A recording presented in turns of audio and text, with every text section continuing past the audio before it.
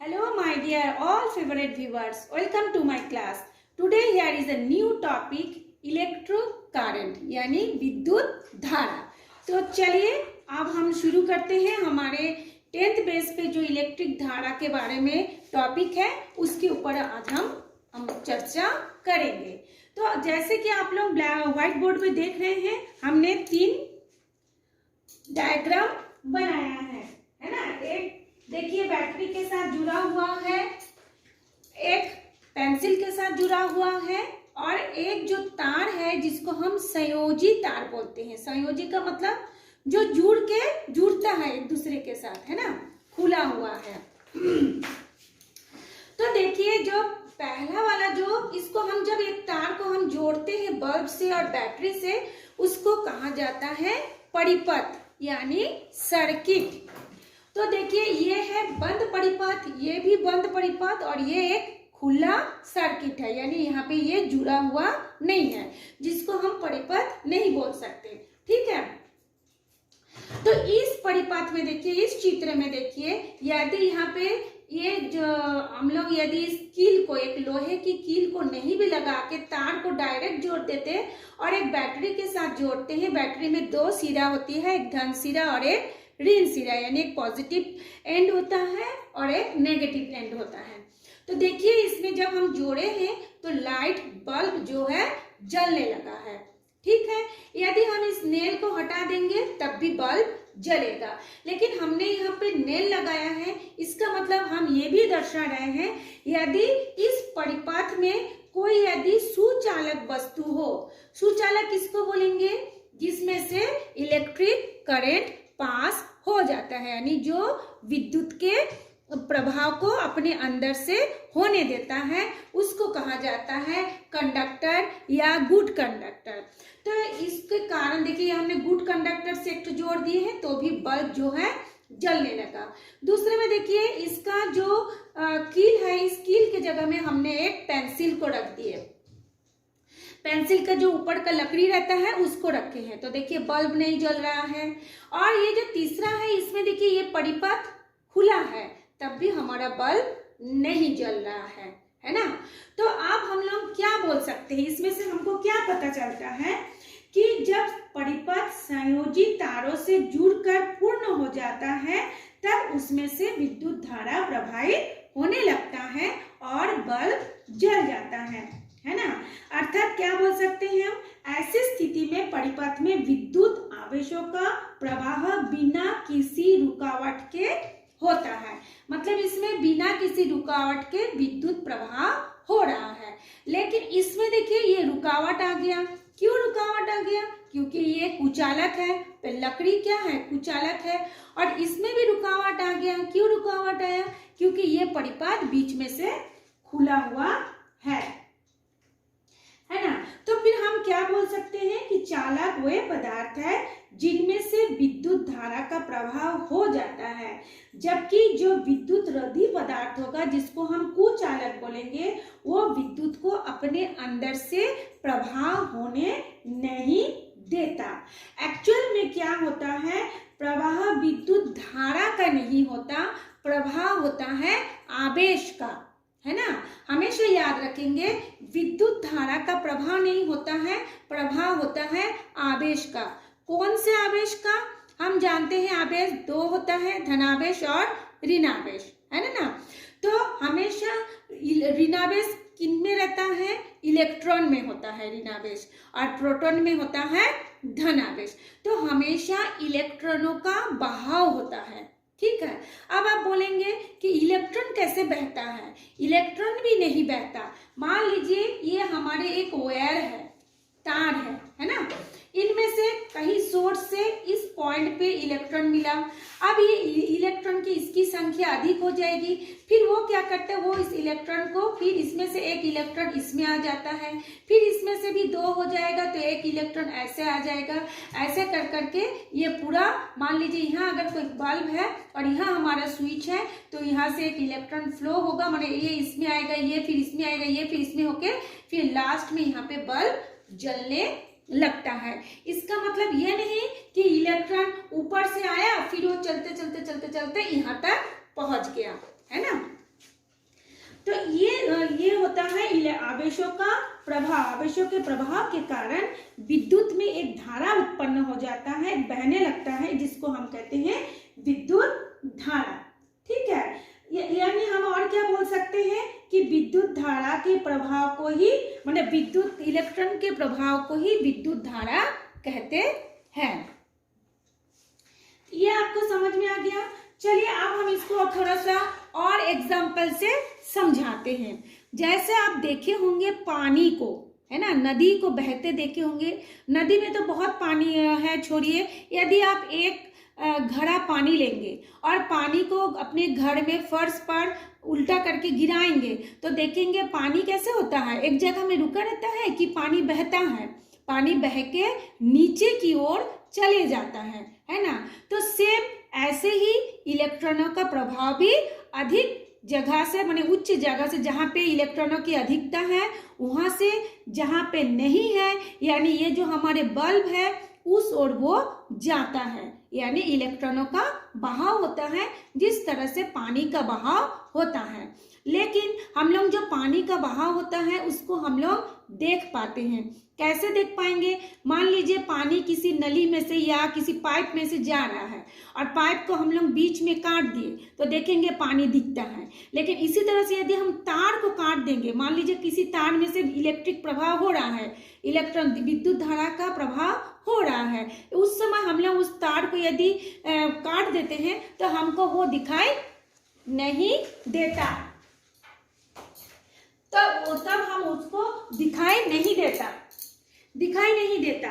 तो इसमें एक चीज है कि दोनों में अंतर क्या है? दोनों में अंतर ये है कि पानी का बहाव तो दिखाई देगा लेकिन इलेक्ट्रॉनों का बहाव दिखाई नहीं देगा। तो ये होता है कि क्यों नहीं दिखाई देता है, इसका भी एक कारण है कि इलेक्ट्रॉन का प्रभाव दिखाई क्यों नहीं देता, क्योंकि इलेक्ट्रॉन कोई पदार्थ नहीं होता, पानी तो एक द्रव पदार्थ होता है। पदार्थ को हम लोग देख पाते हैं, लेकिन जो इलेक्ट्रॉन, प्रोटॉन और न्यूट्रॉन से मिलकर के जो पदार्थ है उसको हम देख पाएंगे, लेकिन इलेक्ट्रॉन क्या है? पदार्थ का एक हिस्सा है, छोटा सा हिस्सा, क्योंकि हम जानते हैं कोई भी पदार्थ परमाणु से मिलकर बना होता है और परमाणु इलेक्ट्रॉन, प्रोटॉन और न्यूट्रॉन से मिलकर बना होता है। तो इलेक्ट्रॉन बहुत छोटा सा हिस्सा है जिसकी हमारी आंख देख नहीं पाता है। तो ये था हमारे एक मतलब समझाने के लिए हमने एक अपने आइडिया आपको बताया कि किस तरह से इसको आप समझेंगे। इसका अब हम डेफिनेशन देख लेते हैं। डेफिनेशन क्या बोलेंगे? वह कुल आवेश। तो हमने अभी आपको बताया कि ये क्या होता है, विद्युत धारा क्या होता है, एक्चुअल में वो क्या होता है? आवेश का प्रभाव होता है। कौन से आवेश? ऋणात्मक आवेश का प्रभाव को ही हम विद्युत धारा कहते हैं। तो परिभाषा क्या होगा? वह कुल आवेश जो किसी चालक के अनुप्रस्थ काट के क्षेत्रफल में से इकाई समय में गुजरता है। अब ये अनुप्रस्थ काट क्या है मैं आपको नीचे बताऊंगी, पहले आप देख लीजिए। अनुप्रस्थ काट के क्षेत्रफल में से इकाई समय मतलब एक निश्चित समय में गुजरता है, उसे ही विद्युत धारा कहते हैं। ठीक है, तो आवेश का मात्रक होता है कूलम, जिसको हम लोग Q से डिनोट करते हैं। यदि Q कूलम आवेश किसी चालक से t सेकंड में, मैंने अभी बताया ना इकाई समय मतलब t सेकंड में प्रवाहित होती है, तो उस चालक में प्रवाहित होने वाले विद्युत धारा का मान क्या होगा? विद्युत धारा को I से दर्शाते हैं, तो I बराबर होगा Q बाई T, यानी Q अपन T। तो Q हो जाएगा उसका आवेश, T हो जाएगा उसका समय। इसका SI मात्रक क्या है? SI मात्रक होता है एम्पियर, जिसको हम लोग A से दर्शाते हैं। ठीक, अच्छा, या फिर इसको हम दूसरे परिभाषा भी दे सकते हैं। कैसे बोलेंगे? यदि किसी चालक के अनुप्रस्थ काट में से एक सेकंड में, ये सेकंड है ना, एक सेकंड में 1 कूलम आवेश प्रवाहित होती है तो उस चालक की विद्युत धारा की मात्रा 1 एम्पियर होगी। तो 1 एम्पियर बराबर क्या हो जाएगा? फिर जैसे हम लोग इसमें माने थे ना Q अपन T, तो Q की जगह में लिखेंगे 1 कूलम और T के जगह में लिखेंगे 1 सेकेंड। कभी कभी इसको जो है मिली एम्पियर या माइक्रो एम्पियर से भी प्रयोग करते हैं। 1 मिली एम्पियर बराबर क्या होता है, 1/1000, मतलब एक को हम लोग 1000 से डिवाइड करेंगे, जो आएगा वो होगा उसका मिली एम्पियर। और कभी कभी माइक्रो एम्पियर भी होता है, जिसको हम लोग एक को 10 लाख से डिवाइड करेंगे, जो आएगा वो हो जाएगा उसका माइक्रो एम्पियर। अब हम लोग आते हैं उस पॉइंट में कि अनुप्रस्थ काट क्या है। बहुत से बच्चे इसको रट लेते हैं और भूल जाते हैं, उनको पता ही नहीं होता है ये अनुप्रस्थ काट किसे बोलते हैं। ज्यादा से ज्यादा ये पता होगा कि अनुप्रस्थ काट को बोलेंगे क्रॉस सेक्शन एरिया, अनुप्रस्थ काट का क्षेत्रफल। ये भी क्रॉस सेक्शन क्या है और इसका इस तार से क्या संबंध है, चलिए अब हम उसके बारे में चर्चा करते हैं पहले, फिर बाकी पॉइंट पे अब हम आते हैं। अनुप्रस्थ का मतलब होता है लंबाई गुना चौड़ाई, जो कि क्षेत्रफल का फॉर्मूला होता है। लंबाई गुना चौड़ाई मतलब जैसे मान लीजिए यहाँ पे 2 तार आपको दिखाया है कॉपर का, दोनों ही कॉपर का तार है। एक तार आपका पतला थीन है और एक तार आपका मोटा ठीक है, ठीक है। अब क्या होगा, अब क्या बोलते हैं कि इलेक्ट्रिक मतलब दोनों ही स्थिति में से इलेक्ट्रिक यहां से भी पास होगा, इलेक्ट्रिक यहां से भी पास होगा। तो सेम क्या होगा, इलेक्ट्रिक सोर्स, दोनों का इलेक्ट्रिक सोर्स मान लीजिए यहाँ पे आ रहा है, दोनों का इलेक्ट्रिक सोर्स सेम है, माने एक ही पॉइंट से हमने दोनों में से इलेक्ट्रॉन को प्रभाव होने दे रहे हैं, ठीक है। तो सेम इलेक्ट्रिक सोर्स से कनेक्ट करते हैं तो क्या होगा, मोटे तार से विद्युत धारा अधिक मात्रा में इजीली फ्लो हो जाएगा। मतलब ये मोटे होने के कारण इसमें से विद्युत की धारा बहुत आसानी से फ्लो माने प्रवाहित हो जाएगा। और इसकी तुलना में इसमें भी फ्लो होगा, लेकिन इसकी तुलना में इसमें कम होगा। क्यों कम होगा आप ही सोचिए, क्यों, पहले मैं इसका आंसर बता दूं, क्योंकि इसका एरिया कितना है, ज्यादा है ना, उसकी तुलना में इसकी एरिया कितना है, कम है। अब मान लीजिए आप एक पतली नाली में से नदी को बहाएंगे और एक क्या बोलते हैं बड़ी नाली में से पानी को बहाएंगे, एक पतली नाली में से पानी को बहाएंगे और एक मोटी नाली में से पानी को बहाएंगे, तो किसमें से पहले जाएगा, किसमें से सबसे आसानी से जल्दी जल्दी जाएगा, मोटी नाली जिसका चौड़ा होगा उसी नाली में से ना ज्यादा जाएगा पानी। सेम ऐसे मान लीजिए इसका लंबाई दोनों का सेम है, लंबाई में कोई परिवर्तन नहीं है, खाली चौड़ाई में परिवर्तन है। तो इसका क्षेत्रफल अधिक होने के कारण यदि हम इसका लंबाई और चौड़ाई को गुना करेंगे तो क्षेत्रफल निकलेगा। इसका क्षेत्रफल अधिक होने के कारण इसमें से बहुत अधिक मात्रा में और आसानी से इलेक्ट्रिक करंट फ्लो हो जाएगा और इसकी तुलना में इसमें कम होगा। अब हमको इसी को कहा जाता है आपका अनुप्रस्थ काट। अब पहले फिर इसका परिभाषा में हमने क्या बताया था कि अनुप्रस्थ काट के क्षेत्रफल में से, तो ये उसका क्षेत्रफल होगा, अनुप्रस्थ काट के क्षेत्रफल में से एक निश्चित समय में गुजरता है। आप मान ले 1 सेकंड में इसमें से जितना गुजरेगा 1 सेकंड में ये पहले ही गुजर जाएगा, ज्यादा जगह में गुजर जाएगा, है ना, ज्यादा मात्रा में गुजरेगा, उसी को कहा जाता है आपका विद्युत धारा। ठीक है, ये आपको समझ में आ गया। अनुप्रस्थ काट क्या है, अनुप्रस्थ काट मतलब लंबाई गुना चौड़ाई, और उसको 1 सेकंड में कितनी एरिया में कितनी लंबाई पे तार पहुंच रहा है उसको कहा जाता है अनुप्रस्थ काट यानी क्रॉस सेक्शन एरिया। ठीक है, चलिए ये था आप लोगों का आज का इलेक्ट्रिक करंट का विद्युत धारा। अब हम आते हैं इसके आगे में, ये जो हम परिभाषा दिए हैं इस परिभाषा के आगे किसी विद्युत परिपथ में एक मैथ्स आता है इसी से रिलेटेड। मान लीजिए किसी विद्युत परिपथ में, ये विद्युत परिपथ है, 0.4 एम्पियर की विद्युत धारा प्रवाह हो रहा है 10 मिनट तक, है ना, 10 मिनट तक किसी भी एक परिपथ में 0.4 एम्पियर की धारा प्रवाहित हो रही है। तो अब पूछा जा रहा है उसका आवेश कितना होगा। आप सबके घर में इलेक्ट्रिक होगा। अब मान लीजिए आप ही को एक क्वेश्चन पूछा गया कि कोई भी एक बल्ब जल रहा है, मान लीजिए उसमें 10 मिनट में 0.4 एम्पेयर की हमने धारा भेजा है। अब बताइए कि कितना आवेश उसमें से गया। हमको उतना, जब इस टाइप का क्वेश्चन है तो आपको उतना घबराने की जरूरत नहीं, सीधा सीधा आप विद्युत धारा, ये जो हमने विद्युत धारा लिखे हैं उस विद्युत धारा के फॉर्मूला को याद कीजिए। विद्युत धारा की फॉर्मूला है I = Q/T। तो सीधा सीधा आप यहाँ पे देखिए आपका क्या क्या डाटा मिला है। I मिला है यानी विद्युत धारा जो मिला है कितना मिला है 0.4 एम्पियर। समय T कितना मिला है 10 मिनट। देखिए एक चीज 10 मिनट तो है, लेकिन हमने क्या बोला था यहाँ पे इकाई समय में सेकंड में बोले थे ना। ये देखिए हमने लिखा है ना सेकंड, तो यहाँ पे हमको इसको सेकंड में लेना पड़ेगा।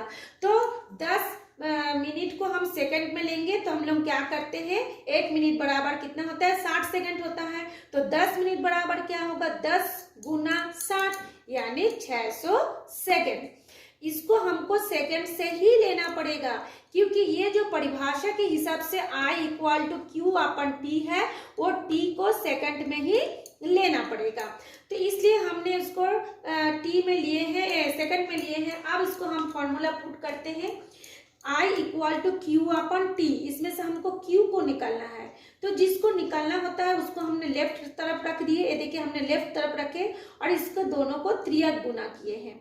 तो त्रियक गुना किए हैं तो क्या हुआ I × T। I का वैल्यू 0.4, T का वैल्यू है 600। दोनों को मल्टीप्लाई किए, 6 × 4 = 24 यानी क्या बोलते हैं 6 चौके 24 और ये 2 0 है। यहाँ पे एक पॉइंट है, ये पॉइंट को हम लोग एक जीरो के पहले राइट साइड से लिख दिए हैं और पॉइंट के बाद एक जीरो रहता है तो उसको काट देते हैं। तो हमारा आंसर कितना है 240 कूलाम उसमें से आवेश जो है प्रभावित हो रही है। इस मैथ्स को देखिएगा, आता है इस टाइप का मैथ्स। तो ये हमने आज समझा इलेक्ट्रिक करंट। अब हम देखते हैं कुछ सिंबल के बारे में, है ना।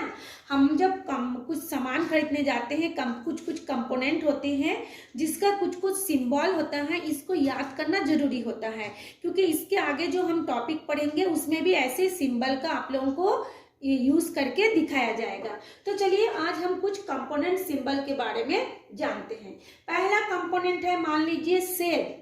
हम लोग जानते हैं ना सेल भी एक होते हैं, एक बैटरी होती है। बहुत लोग इसको ना एक ही मान लेते हैं, लगभग एक ही है, फिर भी थोड़ा बहुत उसमें अंतर होता है। तो चलिए आज हम देखते हैं सेल और बैटरी में जो सिंबल है हम उसको कैसे बताएंगे। तो देखिए ये जो सेल है, सेल में एक लंबा सा ऐसे लकीर है, उसके बाद एक छोटा सा लकीर होगा, एक तरफ पॉजिटिव चार्ज एक तरफ नेगेटिव चार्ज, इसको बोलेंगे सेल। अब ये सेल हम लोग कैसे देखते हैं, जैसे हमारा टॉर्च की बैटरी हो गई, रिमोट की बैटरी हो गई, खिलौने में लंबे लंबे जो बैटरी होती है या गोल बैटरी, वो हो जाएगा उसका सेल। अब बैटरी कैसे होगा, बैटरी में बहुत अधिक मात्रा में आवेश रहता है ना, बहुत अधिक उसमें से आवेश रहता है। इसको भी हम लोग ऐसे ही दिखाते हैं, लेकिन जिस तरह से इसमें देखिए एक लंबा और एक छोटा था और इसमें बहुत सारा लंबा और छोटा करके दिखाएगा, तब आपको ग्रुप ऑफ सेल, हाँ इसको बोलते हैं। बहुत सारे सेल का जब ग्रुप रहेगा, समूह रहेगा, तो उसको हम बोलेंगे बैटरी, है ना। जैसे एक चीज आप देखिएगा, जब आप रेडियो चलाएंगे या टॉर्च जलाएंगे तब देखेंगे एक बैटरी से जब थोड़ा सा बड़ा रहता है तो उसमें क्या 2 बैटरी लगता है, 3 बैटरी लगता है ना। तो जब वो ग्रुप ऑफ सेल रहेगा तब हम उसको बैटरी बोलेंगे। तो इसमें देखिए कई तो सेल है, ये 1 सेल, ये 2 सेल, ये 3 सेल और ये 4 cell. 4 cell group of cell हो गया, तो ये बैटरी हो गया। थर्ड होता है, कभी कभी देखेंगे ऐसा टाइप का सिंबल रहता है, इसका मतलब होता है रेजिस्टेंस, मीन्स प्रतिरोध।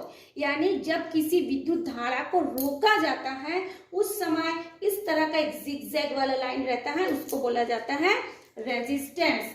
कभी कभी जैसे हमने अभी यहाँ पे बल्ब का ड्राइंग करके दिखाया है, लेकिन जब आप आगे पढ़ेंगे ऐसा बल्ब का ड्राइंग नहीं रहेगा, सीधा आपका इस टाइप का सिंबल रहेगा जिसको कहा जाता है बल्ब का सिंबल। ये आपको मान लेना, मतलब तुरंत आपको दिमाग में आना चाहिए कि यहाँ पे एक बल्ब लगा हुआ है।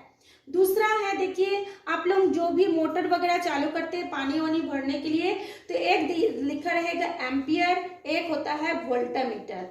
तो दोनों में अंतर क्या है, एम्पियर में ए लिखा होता है और वोल्टामीटर में भी लिखा होता है ना।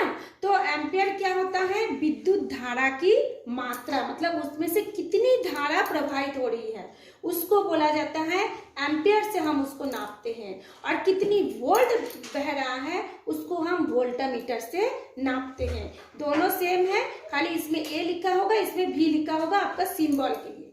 अच्छा, एक चीज और है, आप सबके घरों में फ्यूज लगा होता है ना। फ्यूज लगते हैं, क्यों लगाते हैं फ्यूज, क्योंकि जब यदि अधिक वोल्टेज आ जाए तो वो विद्युत परिपथ को, सर्किट को तोड़ देता है, गर्म होकर पिघल जाता है, ताकि हमारे घरों में या हमारे जो भी इलेक्ट्रिकल इक्विपमेंट है वो बच जाए। तो उसका फ्यूज का देखिए ऐसा रहेगा सिंबल, है ना, फ्यूज का ऐसा सिंबल होता है। एक होता है इस टाइप का, इस टाइप का मतलब क्या है, जैसे हम लोगों का स्विच रहता है घरों में, फैन का स्विच है, लाइट का स्विच है ना। तो जब वो स्विच ऑन करते हैं तो ये जो दोनों अलग अलग सिरा था वो एक दूसरे से आके सट गया, यानी उसको हम बोलेंगे स्विच ऑन। इस टाइप का रहता है, ऐसे 8 नुमा करके, 8 नुमा रहता है ना, ऐसे 8 उल्टा 8 जैसे बनता है वैसे ही रहता है। और एक देखिएगा ऐसा रहता है, जब हम स्विच बंद कर देते हैं तो ये इसके जो दोनों का कनेक्शन देखिए दूर हो गया, है ना, ये स्विच बंद हो गया, तो इसको आप बोलते हैं स्विच ऑफ। ऐसा रहता है तो स्विच ऑन, और जब स्विच ऑफ रहता है तो ऐसा सिंबल दिखाता है कि बीच में खाली है, और जब स्विच ऑन होता है दोनों फर्स्ट ब्रैकेट के बीच में 8 जैसा एक सिंबल होता है, वो रहता है स्विच ऑन। ये सब आप लोग ध्यान से देखिए, अभी जब हम नेक्स्ट पढ़ेंगे ये सारी चीज आपको बताना पड़ेगा जब मैं पूछूंगी तो। उसके बाद देखिए ये एक तो रहता है, इसको कहा जाता है संधि तार, यानी कोई तार जा रहा है, बीच में से हमने उसमें से कुछ कनेक्शन लेना है ना। आप लोग देखे होंगे कि हम लोग जब बिजली का कनेक्शन लेते हैं तो एक तार रहता है बाहर से, फिर वहाँ पोल में रहता है या बाहर में रहता है, वहाँ से बिजली मिस्त्री या जो भी इलेक्ट्रिशियन है वो आके हमारे घरों में ऐसे बीच में से जोड़ के घर में कनेक्शन देते हैं। तो वो जब रहेगा ऐसे, देखिए एक तार बह रहा है, उसमें से एक दूसरा तार आके इस पे जुड़ गया, उसको कहा जाता है संधि तार कहा जाता है ना, जंक्शन रहता है उस संधि तार कहा जाता है। तो ये था आप लोगों का इलेक्ट्रिक करंट। फिर भी मैं एक बार और आपको इसका डेफिनेशन बता दे रही हूँ। वह कुल आवेश जो किसी चालक के अनुप्रस्थ काट के क्षेत्रफल में से इकाई समय में गुजरता है उसे ही विद्युत धारा कहते हैं। एक्चुअल में विद्युत धारा क्या होता है, आवेश का प्रभाव होता है। तो इसी विद्युत धारा को क्या कहते हैं, मात्रक को कहते हैं कूलम, या फिर आवेश का मात्रक, दोनों ही क्या है, कूलम। और फिर उसके नीचे लिखना पड़ेगा यदि Q कूलम आवेश किसी चालक में से t सेकेंड में फ्लो होता है, प्रवाहित होती है, तो उस चालक में प्रवाहित होने वाली विद्युत धारा का मान I = Q/T है ना। तो इसका ऐसा ही मात्रक है एम्पियर। तो ये एक बहुत ही इंटरेस्टिंग चैप्टर है, मुझे तो बहुत अच्छा लगता है। आप लोग भी मैंने जैसे जैसे बताया वैसे वैसे उसको 3-4 बार वीडियो को फॉलो कीजिए, आप लोगों को भी बहुत अच्छा, बहुत मजा आने लगेगा। कुछ बच्चे क्या होता है, बायोलॉजी को रट लेते हैं, केमिस्ट्री को भी थोड़ा बहुत समझ के रट लेते हैं, फिजिक्स पोर्शन को छोड़ देते हैं। सबसे मजेदार पोर्शन होता है फिजिक्स का पोर्शन, तो इसको थोड़ा सा यदि आप समझ लेंगे इतना अच्छा लगेगा कि आप लोगों को भी फिर कुछ इलेक्ट्रिशियन आप लोग भी घर बैठ के ही बन जाएंगे। तो चलिए आज हम यही अपना क्लास खत्म करते हैं, फिर मिलते हैं नेक्स्ट क्लास में। थैंक्स फॉर वॉचिंग मी। जो फर्स्ट टाइम देख रहे हैं वो जरूर इस चैनल को सब्सक्राइब कर ले, ऐसे मजेदार पढ़ाई के लिए घर बैठ के।